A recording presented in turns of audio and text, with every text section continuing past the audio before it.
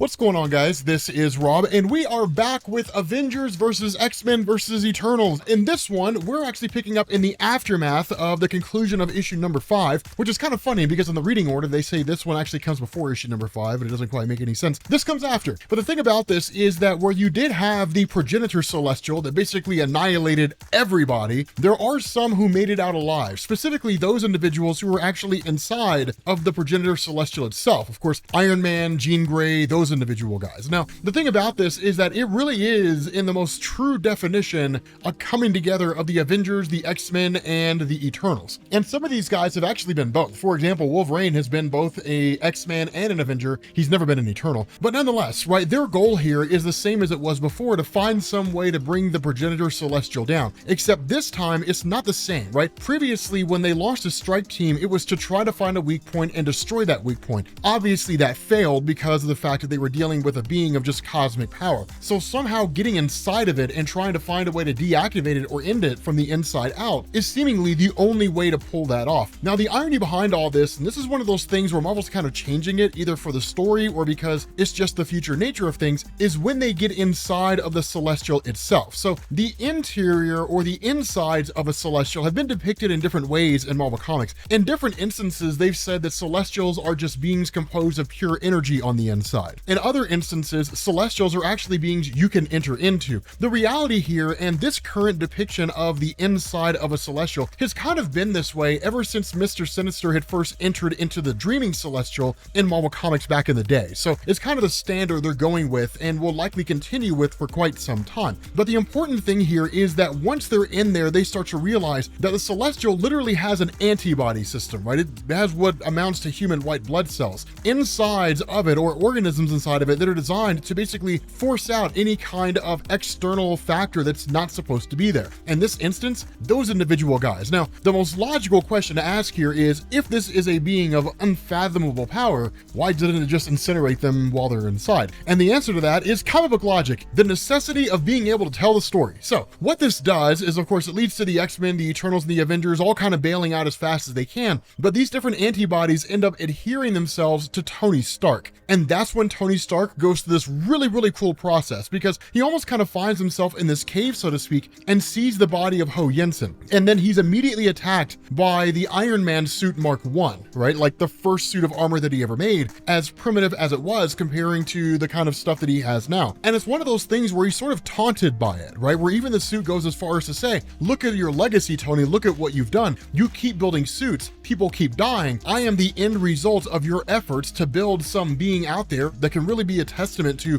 what you're capable of, and I've annihilated pretty much all the superheroes that you know. Your legacy, Tony Stark, is a legacy of death. And ultimately, it's one of those things where Tony Stark initially brushes it off, but then he starts getting these hard-on visions, like the death of Captain America. And that's one of the cool moments here, because this is in a lot of ways kind of the life and times of Tony Stark, or this sort of depiction of the people that Tony Stark has in some form or fashion led to the death of. Not directly, but the thing about this is it's kind of a reliving that moment where even Captain America pops up and it's like, I could be dead already, I could be dead again, and you may as well have killed me. And it's really just this instance where this celestial is putting Iron Man through the paces and saying, you created me. You're the one that Frankensteined me together. It was your idea. This kind of goes directly into Christopher Cantwell's Iron Man run, which was just a phenomenal story. But basically, it was a story where Tony Stark ended up becoming what was called the Iron God, where he basically got Galactus's power. But for a time, Tony Stark was the most powerful being in the universe outside of like the super high level cosmic entities, right? Eternity, Infinity, those guys. But in that story, he had actually killed James Rhodes and pretty much all of his allies, at least as far as his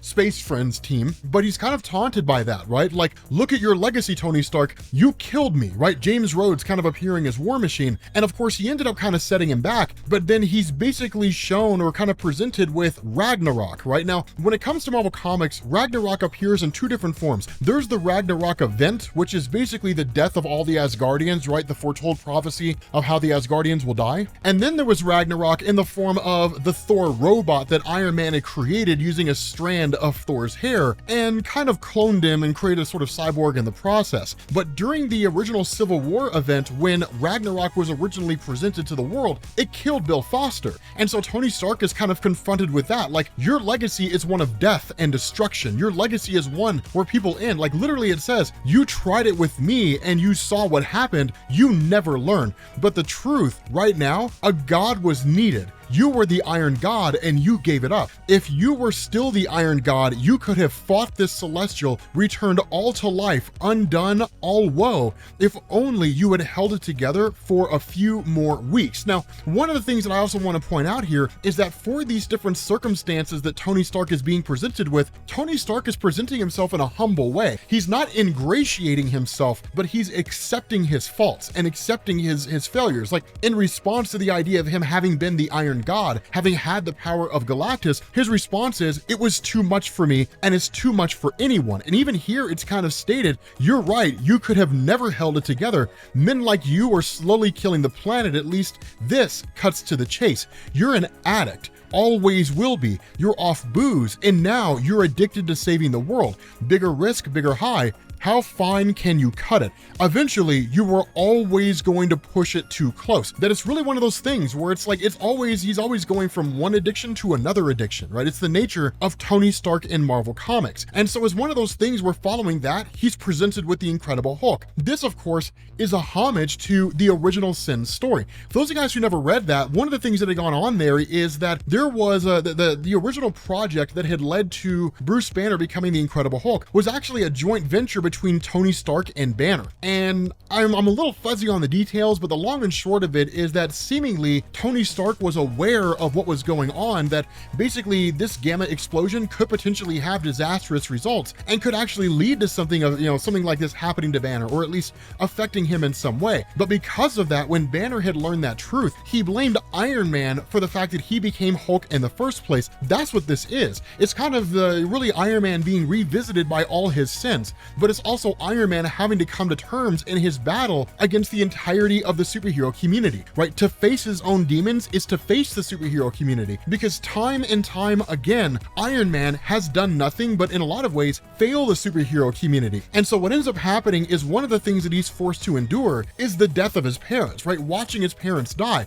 But the Celestial even says that, it says, hey, some bad news here. With Whitney Frost-shaped exceptions, you're attracted to parental figures who provide a strong moral compass, because yours is absolutely whacked. I wonder where it comes from. And the reality here is that it comes from Howard and Maria Stark. Maria Stark kind of tried to do her best to a degree, but Howard Stark was exceedingly hard on Tony. And it was one of those things where it was always like, you can be better, you have to be better. Now, this is where the history gets a little murky, because if you go back and you read Kieron Gillen's run, The Secret Origin of Tony Stark, you learn that Tony's actually adopted by Howard and Maria, and their biological son is Arno, who is every bit as smart as Howard wanted him to be due to some genetic modifications and tampering. The whole Arno Stark thing just kind of seems to have taken a background and just sort of been wiped away by time, more or less, in Marvel Comics. They just haven't really told any stories about him. But the important distinction here is that in place of Arno, Tony was raised by Howard, and whether or not Arno's still even a part of the equation, the fact remains, Howard was always hard on Tony. He was very much a perfectionist. You can be better, so be better, right?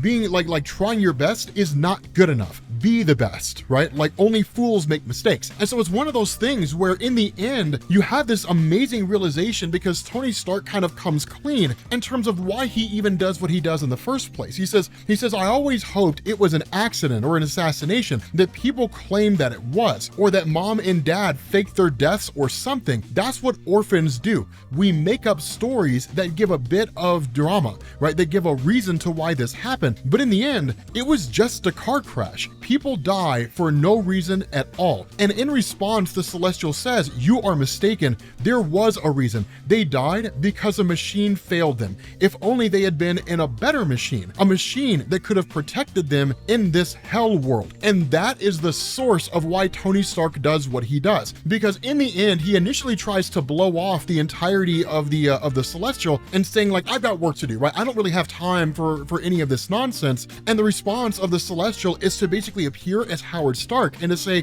people die, son. I was a terrible father. We wanted you so badly. And then when we had you, I still wasn't great. We did a number on you and then we left you. We had so much we wanted to tell you and share and show, yet you keep on going. He says, I wouldn't have, most people wouldn't have. A broken machine keeps on ticking anyway. You're too hard on yourself. You pass. I couldn't be prouder of you, because it's Tony Stark confessing to the Celestial. That's why he does what he does. It's why he builds such advanced machines. It's why he builds Iron Man suits. It's why he goes on these crazy campaigns from time to time where he always has to be better, because it's one of those retroactive things. If he builds a better Iron Man suit, this time he can save his mom and dad, right? Building the most advanced Iron Man suit he can possibly can is like basically building a better car so his mom and dad wouldn't have died. He's chasing ghosts. There's no way for him to keep that from happening. I mean, I guess maybe he could invoke time travel, but that's never really been a major part of his story that's been explored. And honestly, I'd be kind of curious to see what would happen if it was. But